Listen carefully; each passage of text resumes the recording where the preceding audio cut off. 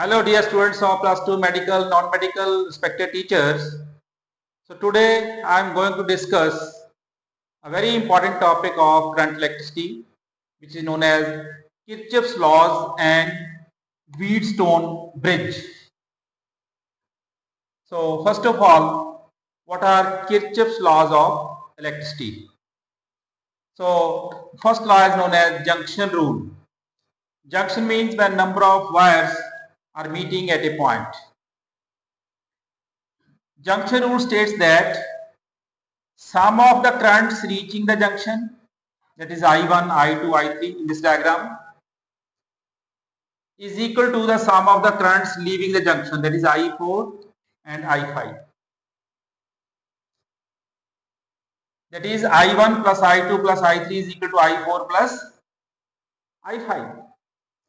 Or I1 plus I2 plus I3 minus I4 minus I5 is equal to 0. Or summation I is equal to 0. It means algebraic sum of currents at the junction is always 0. It means no net charge is accumulated at the junction. No accumulation of charge takes place. Jinna charge, current means flow of charge. Jinna charge junction te aaya, unna chala gaya. जिन्नियां गड्डियां junction railway station ते आउंदियां उन्नियां चली जांदियां permanent गड्डी कोई नहीं खड़दी. It means no charge is accumulated at the junction. So this supports another important law known as conservation of charge. Conservation of charge. So this is the physical significance of conservation of charge. You will be asked, what is the physical significance of junction rule of Kirchhoff's laws?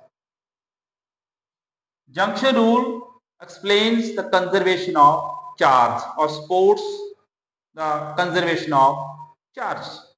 Second, loop rule.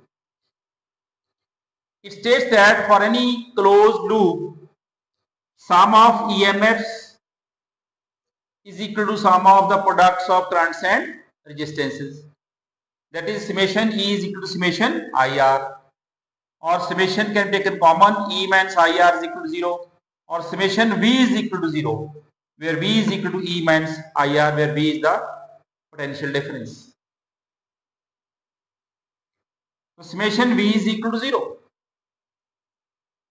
This means no net change in energy of the charge takes place when it completes a closed circuit. It also supports the fact that because electrostatic force is a conservative force and work done by a conservative force in a closed path is always 0. So this means this loop rule is nothing but law of conservation of energy. That energy can neither be created nor destroyed, but it can be transferred from one point to another point. So the physical significance of loop rule is the law of conservation of energy. So these are the two Kirchhoff's laws of electricity. Now how this Kirchhoff's law is applied to an electrical circuit? So for numerical problems, we have to apply junction rule and loop rule, and we can find the unknown currents in different branches of the closed circuit. Suppose a closed circuit A, B, F, E with branch C, D. That E1 and E2 are the two cells of EMFs, E1 and E2. R1, R2, R3 are the three resistances in the circuit as shown in figure. Suppose I is the total current in the circuit. It goes through E1, then it divides at D. I1 goes along DC, I2 goes along DE, and again at C, I1 plus I2 becomes I. This is distribution of current. Now, applying Kirchhoff's laws of electricity, we can find currents I1, I2 and I if we know R1, R2, R3 and E1 and E2. How? For this, suppose a closed loop ADCBA taking anti-clockwise. I am taking anti-clockwise positive. For convenience, you can take clockwise positive. So taking anti-clockwise positive like this, anti-clockwise, I am taking loop ADCBA means anti-clockwise positive. If current through cell is from negative to positive, then EMF will be positive. And if current through resistance is in the same direction as that of the supposed clockwise or anti-clockwise positive direction, then product of resistance and current will be taken as positive, otherwise negative. So for loop ADCBA, taking anti-clockwise positive. For this loop, how many cells are connected? One cell of EMF E1. It is what is summation E. Using summation E is equal to summation IR. That is E1. So E1 is positive because we are taking anti-clockwise. It is going from negative to positive through the cell. It coincides with the direction of current through a cell. So E1 is equal to IR1, product of current I, resistance R1, IR1 positive. Direction coincides with the supposed direction. Plus I1 R2, I1 is current through R2. So it will be IR1 plus IR2 is equal to E1, equation number 1. Similarly for loop DEFCD, again anti-clockwise positive. EMF E2, current is anti-clockwise, negative to positive. It means E2 is positive. So E2 is equal to current through R2 is I2, I2 R2, product positive. But through R2, R3 is positive, sorry. I2 R3 positive, but current through R2 is clockwise. So this product will be negative. So minus I1 R2. So E2 will be equal to I2 R3 minus I1 R2. At any junction D or C, we have I is equal to I1 plus I2. So from these three equations, knowing R1, R2, R3 and E1, E2, so we can find currents I1, I2, I3 in different branches. So this is the application of Kirchhoff's laws to solve numerical problems. Then a very, very important topic known as Wheatstone Bridge. This is also the application of Kirchhoff's laws of electricity. What is Wheatstone Bridge? It consists of four resistances P, Q, R and X connected to form a quadrilateral A, B, C, D as shown in the figure. Between A and C, a cell and a key K1 is connected. Between B and D, a galvanometer of resistance G and key K2 is connected. Where P and Q are fixed resistances, known resistances, they are known as ratio arms P and Q. R is a variable resistance, we can adjust the value of R. X is the unknown resistance, which is to be determined using Wheatstone Bridge principle. Then suppose current key K1 is inserted, so current starts flowing in the circuit. Let I is equal to total current in the circuit. So at A, divide the current. Suppose I1 goes along AB to resistance P. Then I minus I1 by junction rule will go along AD. Now at B, coming current is I1. Again it is divided into two parts.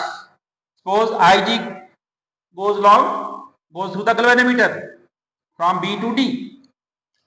It means I1 minus IG goes through resistance Q or along BC. At point D, current is coming IG from galvanometer and I minus I1 from resistance R. So they are added. So total current through X will be I minus I1 plus IG. Again at point C, if we add these, we will get total current I. So this is how current can be divided into the circuit. Then by applying Kirchhoff's laws of electricity for the loop A, B, D, A, taking clockwise positive. You can take clockwise or anti-clockwise positive. Taking clockwise positive for loop A, B, D, A. Now, how many cells are connected in this loop? Closed loop? No cell. So summation E is 0. So 0 is equal to, now current through P is clockwise. So it will be PI1 through galvanometer is also clockwise. It will be Ig into G. So PI1 plus Ig into G, both currents are clockwise. But current through R is anti-clockwise for this loop. So it will be minus I minus I1 into R. So this is equation number 1. By applying loop rule. For loop BCDB, again taking clockwise positive. Now current through BC is clockwise, but current through galvanometer and X are anti-clockwise. So their products will be negative. So again there is no cell in this loop. So 0 is equal to Q I minus I1 minus Ig. Product minus Ig into G minus I minus I1 plus Ig into X. This is equation number 2. Now, since P and Q are known ratio arms, they are called ratio arms. So P upon Q is known. Now, if we adjust the value of R so that deflection of galvanometer becomes 0. When deflection of galvanometer becomes 0 at a particular value of R, then potential difference between B and D becomes 0. That is, B and D are at same potential. Then bridge is said to be balanced. So under the balanced condition of the bridge, that is when no current flows through this branch BD or through galvanometer, deflection of galvanometer is 0, B and D are at same potential, potential difference between B and D is 0, then Ig is equal to 0. Putting Ig is equal to 0 in equation of 1, we have Pi1, this factor is 0, so transfer this I minus I1 into R left hand side, so we have Pi1 is equal to I minus I1 into R. Similarly from equation 2, taking Ig 0, this factor is 0, so Qi1 is equal to I1 minus I1 into X. Dividing 3 by 4, so we have P upon Q is equal to R upon X, because I minus I1 cancels. So this is known as balanced condition of the Wheatstone bridge, which is used to find unknown resistance X, knowing P and Q and knowing the value of R bridge when bridge is balanced. So we can use this balanced condition of the Wheatstone bridge to solve so many problems. Then application of Wheatstone bridge. Slide bar bridge or meter bridge is the practical application of Wheatstone bridge. So this meter bridge or slider bridge consists of a wooden board, rectangular wooden board of about 1.25 meter length. Between A and C there is a scale and a wire of uniform area of cross section, metallic wire, and there are two gaps in these strips on the wooden board. In the first gap we connect a resistance R, resistance between A and D, same. So this is point is A, this point is known as D, this point is C. So between A and D we have to connect a resistance box R, that is in the first gap connect resistance box X. Between C and D we have to connect unknown wire of resistance X. So connect X between unknown resistance between C and D. Then connect cell and key K1 between A and C as usual. So current flows in this direction. Then when key K1 is inserted, current starts flowing. So at D connect a galvanometer and a jockey J. Jockey gives us purpose of key K2. So this point is B. What we have to do, first of all, key K1 is inserted, so the current starts flowing in the circuit. Current reaches point A, then touch the jockey at end, take some resistance from the resistance box, touch the jockey at end A. Note the direction of deflection, say towards left, then touch the jockey at end C, then again note the direction of deflection. Now if the deflection is towards right, then connections are correct. you can proceed. So this is how to check the connections. I repeat, first of all, take some resistance from resistance box. After inserting key K1, then touch the jockey at end A of the wire. Note the direction of reflection, say towards left. Then touch the jockey at end C, opposite end, and again note the direction of reflection. If direction of deflection is of the galvanometer is towards right now, then connections are correct. If deflection comes out to be in the same direction, then connections are not correct. Then take some resistance. Then move the jockey from end A to end towards end C on the wire till deflection of galvanometer becomes 0. When deflection of galvanometer becomes 0, suppose jockey is at B, then resistance of the wire AB, which has length AB is equal to L, will be proportional to P. Similarly, BC will be equal to 100 minus L, and resistance of wire of length 100 minus L will be proportional to Q. So we can see all the four resistances P, AB, between A and B, B and C is Q, A and D is R, C and D is X.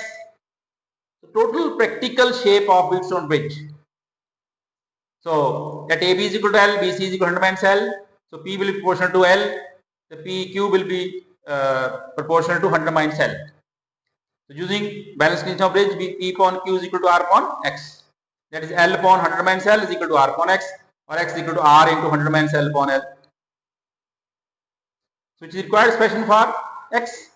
So using this formula, so we can find resistance of the given wire by knowing L as the balancing length and value of R.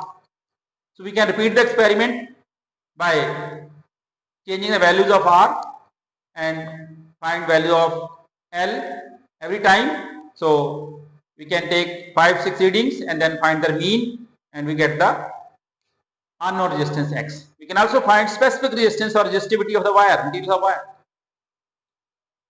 So when resistance is known, using formula rho is equal to R into A upon L. So knowing, so X, we have to find resistance of wire X instead of R. X is known, find length of the wire between the 2 points and find area of cross section of the wire by finding diameter with the help of screw gauge. Then find area as pi r square, and X is known from this Wheatstone bridge, meter bridge. Then we can find specific resistance also. So using meter bridge or slide rule bridge, we can find the resistance and hence specific resistance or resistivity of the material of the wire. So this is all about Kirchhoff's laws and Wheatstone bridge. So very simple. Take it easy. All the best. Be happy. Stay tuned till next video. Sarbat da Bala.